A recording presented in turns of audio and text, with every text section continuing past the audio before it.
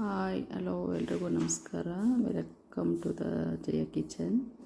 ಇವತ್ತು ನಾನು ಚಕ್ಲಿ ಮಾಡೋಣ ಅಂತ ಅಂದ್ಬಿಟ್ಟು ಚಕ್ಲಿ ಮಾಡಿರ್ತೀನಿ. ಎಷ್ಟು ಚೆನ್ನಾಗಿ ಬಂದಿದೆ ನೋಡಿ,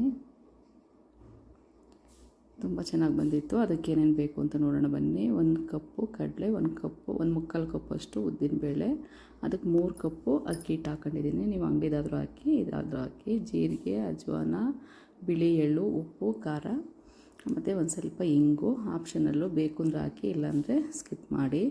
ಸ್ವಲ್ಪ ಅರಿಶಿನದ ಪೌಡ್ರು. ಇವಾಗ ಉದ್ದಿನಬೇಳೆನ ಇವಾಗ 3/4 ಕಪ್ ಉದ್ದಿನಬೇಳೆ ಹಾಕಿದ್ದೀನಿ, 1 ಕಪ್ಪು ಕಡಲೆ ಹಾಕಿದ್ದೀನಿ, 3 ಕಪ್ಪು ನಾನು ಅದೇ ಕಪ್ಪಲ್ಲಿ ಅಕ್ಕಿ ಹಿಟ್ಟು ಹಾಕೊಂಡಿದ್ದೀನಿ. ಇವಾಗ ಉದ್ದಿನಬೇಳೆ ಒಂದು ಸ್ವಲ್ಪ ಹುರ್ಕೊಳ್ಳೋಣ.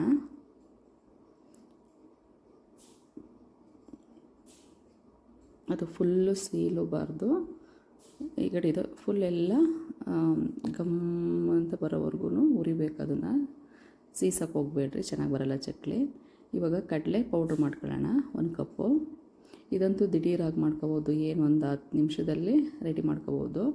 ಇವಾಗ ನಾನು ಇವಾಗೇನು ರುಬ್ಬಿದ್ನಲ್ಲ ಕಡಲೆ ಹಿಟ್ಟು, ಅದನ್ನು ಹಾಕ್ಕೊತಾ ಇದ್ದೀನಿ. ಇವಾಗ ಉದ್ದಿನಬೇಳೆ ಹುರಿದಿರೋದನ್ನ ಆರಾದ್ಮೇಲೆ ನಾನು ಅದನ್ನು ಹಾಕ್ಕೊತಾ ಇದ್ದೀನಿ. ನೀವು ಬೇಕು ಅಂದರೆ ಜರಡೆ ಹಿಡೀರಿ, ಇಲ್ಲಾಂದರೆ ಬೇಡ ಅಂದರೆ ಬೇಡ. ನಾನೇನು ಜರಡೆ ಏನು ಹಿಡ್ದಿಲ್ಲ, ನಾನು ಅದನ್ನು ಹಂಗೆ ಹಾಕ್ಕೊತಾ ಇದ್ದೀನಿ. ಎಲ್ಲ ಫುಲ್ಲು ನುಣ್ಣಗಾಗಿತ್ತು. ಇವಾಗ ಇದಕ್ಕೆ ಎಲ್ಲ ಮಿಕ್ಸ್ ಮಾಡ್ಕೊಳ್ಳೋಣ. ಈ ಮೆಜರ್ಮೆಂಟಲ್ಲಿ ನಾನು 3 ಕಪ್ಪು ಅಕ್ಕಿ ಹಿಟ್ಟು ಹಾಕ್ಕೊತಾ ಇದ್ದೀನಿ.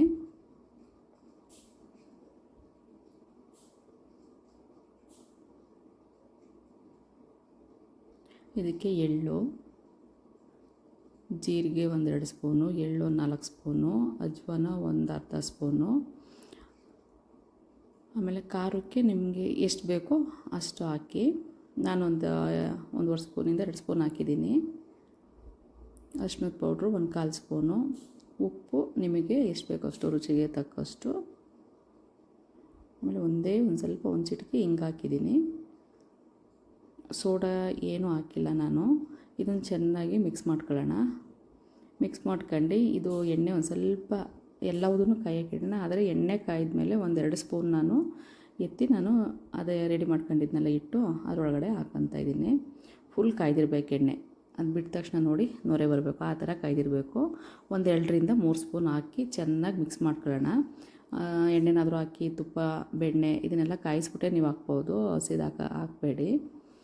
ಕಾಯಿಸ್ಬಿಟ್ಟು ಹಾಕಿದ್ರೆ ಈ ಸೋಡಾ ಗೀಡೆ ಎಲ್ಲ ಹಾಕೋ ಅವಶ್ಯಕತೆ ಇರಲ್ಲ. ಗರಿ ಆಗಿ ಕ್ರಿಸ್ಪಿಯಾಗಿ ಬರುತ್ತೆ. ಅದಕ್ಕೋಸ್ಕರ ನೋಡಿ ಇದನ್ನೆಲ್ಲ ಮಿಕ್ಸ್ ಮಾಡಿ ಹಿಂಗೆ ಟೈಟಾಗಿ ಹಿಂಗೆ ಹಿಡಿದ್ರೆ ಅದು ಹಿಟ್ಟು ನೀಟಾಗಿ ಅದು ಕೂತ್ಕೋಬೇಕು. ಆವಾಗ ನೀಟಾಗಿ ಅದು ಆಗೈತೆ ಅಂತ. ಇವಾಗ ಸ್ವಲ್ಪ ನೀರು ಹಾಕ್ಕೊಂಡು, ಆ ಕಡೆ ಗಟ್ಟಿನೂ ಇರಬಾರ್ದು, ಈ ಕಡೆ ತೆಳ್ಳನೂ ಇರಬಾರ್ದು. ಒಂದು ಹದದಲ್ಲಿ ನೋಡಿ ಕಲಿಸ್ಕೊಳ್ರಿ. ಚಪಾತಿ ಹಿಟ್ಟು ಅದಕ್ಕಿದ್ರೆ ಸಾಕು. ಫುಲ್ ಹಿಂಗೆ ಮುಟ್ಟೂರು ಹಿಟ್ಟನ್ನ ಸ್ಮೂತಾಗಿ ಆಗಬೇಕು, ಅಷ್ಟು ಇದಾದರೆ ಸಾಕು. ಚೆನ್ನಾಗಿ ಒಂದು 2-3 ನಿಮಿಷ, ಇಲ್ಲಾಂದರೆ ಒಂದು 5 ನಿಮಿಷ ಚೆನ್ನಾಗಿ ಮಿದಿರಿ.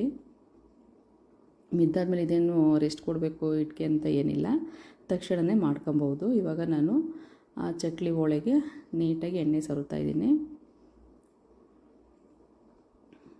ಕಚ್ಕೋಬಾರ್ದು ಅಂತ ಅಷ್ಟೇ. ಇವಾಗ ನೀಟಾಗಿ ಅದಕ್ಕೆ ಎಷ್ಟು ಹಿಟ್ಟು ಹಿಡಿಯುತ್ತೋ ಅಷ್ಟು ಹಿಟ್ಟನ್ನ ಹಾಕೋಣ.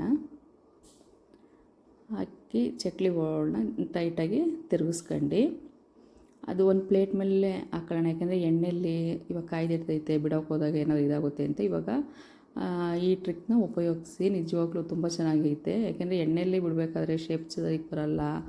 ಇವಾಗ ಎಣ್ಣೆ ಅಕಸ್ಮಾತ್ ಸುಡ್ತು ಅನ್ನೋದಕ್ಕಿಂತ ಈ ಥರ ಒಂದು ಪ್ಲೇಟ್ ಮೇಲೆ ನೀಟಾಗಿ ನಿಮಗೆ ಎಷ್ಟು ರೌಂಡ್ ಬೇಕೋ ಅಷ್ಟು ರೌಂಡ್ ಹಾಕ್ಕೊಂಡು ನೀಟಾಗಿ ಎಲ್ಲ ರೆಡಿ ಮಾಡ್ಕೊಂಡಿರ್ರಿ. ನಿಮ್ಗೆ ಯಾವ ಡಿಸೈನ್ ಬೇಕೋ ಆ ಡಿಸೈನ್ ಹಾಕಿ ರೆಡಿ ಮಾಡ್ಕೊಂಡು ನಾನೊಂದು 2 ಪ್ಲೇಟಿಗೆ ರೆಡಿ ಮಾಡ್ಕೊಂಡಿದ್ದೆ ನೋಡಿ. ಈ ಥರ ಯಾವ ಇದಕ್ಕೆ ಬೇಕೋ ಆ ಥರ ರೆಡಿ ಮಾಡ್ಕೊಂಡು ಮಾಡ್ಕೊಂಡ್ರಿ. ಇವಾಗ ಎಣ್ಣೆ ಕಾಯ್ದಿದೆ, ಒಂದು ಸ್ವಲ್ಪ ಹಿಟ್ಟು ಹಾಕಿ ನೋಡಿದೆ, ಎಣ್ಣೆ ಕಾಯ್ದಿತ್ತು. ಇವಾಗ ನಾವು ಚಪಾತಿ ರೊಟ್ಟಿ ಎಪ್ತೀವಲ್ಲ, ಅದನ್ನು ಕೈ ತೊಗೊಂಡು ನೀಟಾಗಿ ಹಿಂಗೆ ಎತ್ತಿ ಎಣ್ಣೆ ಒಳಗಡೆಗೆ ಬಿಟ್ಟರೆ ನೀಟಾಗಿ ಅದು ಒಡೆಯಲ್ಲ, ಕೀಳಲ್ಲ, ಏನಿಲ್ಲ. ಆಮೇಲೆ ತಕ್ಷಣಕ್ಕೆ ಉಲ್ಟಾ ಮಾಡೋಕ್ಕೆ ಹೋಗಬೇಡ್ರಿ, ಬಿಟ್ಕೊಬಿಡುತ್ತೆ. ಅದು ನೀಟಾಗಿ ಎಣ್ಣೆಯಲ್ಲೇ ಫುಲ್ಲು ಬೇಯಲಿ. ಆಮೇಲೆ ಒಂದು ಕಡೆ ಸೈಡ್ ಬೆಂದಾದ್ಮೇಲೆ ಇನ್ನೊಂದು ಕಡೆ ಸೈಡ್ ಹಾಕಿದ್ರೆ ಸಾಕು. 2 ಸಲ ಇದು ಮಗುಚ್ರಿ, ಪದೇ ಮಗ್ಚಕ್ಕೆ ಹೋಗಬೇಡ್ರಿ, ಯಾಕೆಂದರೆ ಅದು ಬಿಟ್ಕೊಬಿಡುತ್ತೆ. ಅದಕ್ಕೋಸ್ಕರ ನೋಡಿ ಇದು ಇವಾಗ ಆಗಿದೆ. ಎಷ್ಟು ಚೆನ್ನಾಗಿದೆ ನೋಡಿ, ಎಷ್ಟು ಚೆನ್ನಾಗಿ ಕಾಣಿಸ್ತೈತೆ. ಇವಾಗ ಇನ್ನೊಂದೆರಡು ಪ್ಲೇಟಿಗೆ ನಾನು ಅದೇ ಥರ ಮಾಡಿ, ನಿಮ್ಗೆ ಎಷ್ಟು ರೌಂಡ್ ಬೇಕೋ, ಎಷ್ಟು ದೊಡ್ಡದು ಬೇಕೋ ಅಷ್ಟು ದೊಡ್ಡದು ನೀವು ಹಾಕಬಹುದು. ನೀವು ಕಾಯಿಸಿ ಎಣ್ಣೆ ಬಿಡೋದ್ರಿಂದ ಎಣ್ಣೆ ಜಾಸ್ತಿ ಕುಡಿಯೋಲ್ಲ, ಮತ್ತು ಎಣ್ಣೆ ಇವಾಗ ಅಕಸ್ಮಾತ್ ಏನಾದರೂ ಎಣ್ಣೆ ಕುಡಿಯುತ್ತೆ ಜಾಸ್ತಿ ಅಂತಂದರೆ ಅದು ಎಣ್ಣೆ ಕುಡಿಯೋಲ್ಲ. ಅದಕ್ಕೋಸ್ಕರ ಕಾಯಿಸ್ಬಿಟ್ಟು ನೀಟಾಗಿ ಎಣ್ಣೆ ಹಾಕಿದ್ರೆ ಆ ಥರ ಮಾಡಿದ್ರೆ ಎಣ್ಣೆ ಕುಡಿಯೋಲ್ಲ ಅಂತ ಇವಾಗ ನೀಟಾಗಿ ನಾನು ರೊಟ್ಟಿ ಹೆಬ್ಬ ಕೈಲೇ ನೀಟಾಗಿ ಒಂದೊಂದೇ ತೆಗೆದ್ಬಿಟ್ಟು ಎಣ್ಣೆಗೆ ಈ ಥರ ಬಿಡ್ತೀನಿ.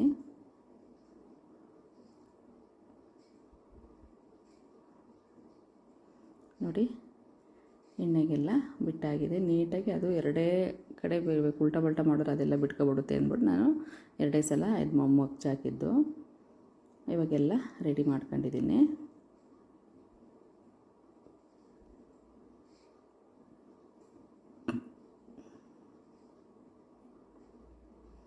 ನೋಡಿರಿ ಈ ಥರ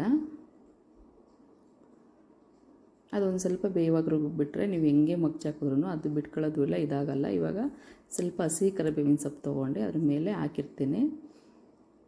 ಇವಾಗ ಅದು ಬೇಯ್ತಾ ಇದ್ದಂಗೆ ಇದು ಎಲ್ಲ ಫ್ರೈ ಆಗಿತ್ತು. ಇವಾಗ ಬಿಸಿ ಬಿಸಿ ಚಕ್ಲಿ ಸಂಜೆ ಟೈಮು ಸ್ನ್ಯಾಕ್ಸು ತುಂಬ ಚೆನ್ನಾಗಿ ಬಂದಿತ್ತು, ಕ್ರಿಸ್ಪಿಯಾಗಿ ಬಂದಿತ್ತು. ಒಂದ್ಸಲ ಟ್ರೈ ಮಾಡಿ ಹೇಗಿದೆ ಅಂತ ಕಮೆಂಟಲ್ಲಿ ಹಾಕಿ. ಅಷ್ಟು ಗಟ್ಟಿಗೂ ಆಗಿರಲಿಲ್ಲ, ಅಷ್ಟು ಇದಾಗಿರಲಿಲ್ಲ, ಒಂದು ಹದವಾಗಿ ನೀಟಾಗಿತ್ತು. ಉಪ್ಪು ಖಾರ ಎಲ್ಲ ಕರೆಕ್ಟಾಗಿತ್ತು. ಒಂದ್ಸಲ ಟ್ರೈ ಮಾಡಿ. ಹೀಗೆ ನನ್ನ ಚಾನಲ್ನ ವಿಡಿಯೋಗಳು ನೋಡ್ತಾಯಿರಿ, ಲೈಕ್ ಮಾಡಿ, ಶೇರ್ ಮಾಡಿ, ಸಬ್ಸ್ಕ್ರೈಬ್ ಮಾಡಿ ಫ್ರೆಂಡ್ಸ್.